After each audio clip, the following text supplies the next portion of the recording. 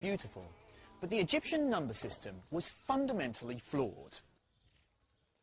They had no concept of a place value, so one stroke could only represent one unit, not 100 or 1,000. Although you can write 1,000,000 with just one character, rather than the 7 that we use, if you want to write 1,000,000 minus 1, then the poor old Egyptian scribe has got to write 9 strokes, 9 heel bones, 9 coils of rope, and so on, a total of 54 characters.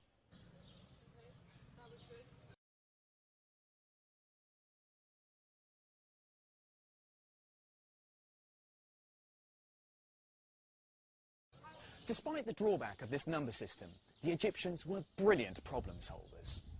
Harry show how to multiply 2 large numbers together. But to illustrate the method, let's take 2 smaller numbers. Let's do 3 times 6. The scribe would take the first number 3 and put it in one column. In the second column, he would place the number 1. Then he would double the numbers in each column. So 3 becomes 6,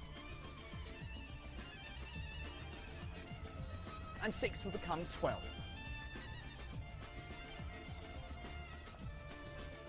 And then in the second column, 1 would become 2, and 2 becomes 4.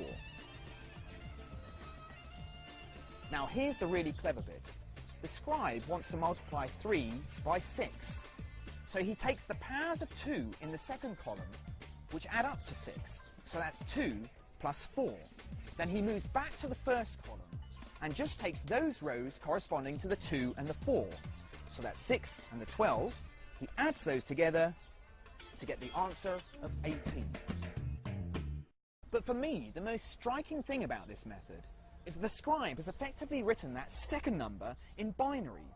6 is 1 lot of 4, 1 lot of 2, and no units, which is 1, 1, 0. The Egyptians have understood the power of binary over 3,000 years before the mathematician and philosopher Leibniz would reveal their potential.